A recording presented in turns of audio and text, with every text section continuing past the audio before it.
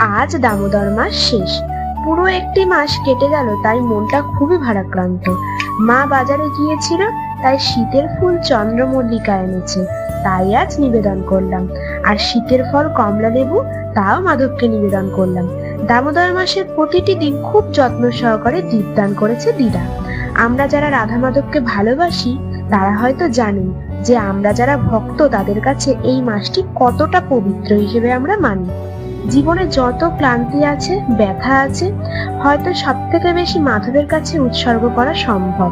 আপনারা কি আমার মতো মাধবকে ভালোবাসেন? কমেন্টে কিন্তু জানাবেন। আর জীবনে যত সমস্যাই আসুক, সবার প্রথম মাধবকে ডাকবেন, দেখবেন জীবনের সব সমস্যার সমাধান তিনিই করে দেবেন। দামোদর মাসের দীপদানের আজ শেষ দিন, তাই দীপদান করে নিলাম। আর এই যে পুরো মাসের দীপগুলি সবকাল জলে ভাসিয়ে দেওয়া হবে। রাধে রাধে।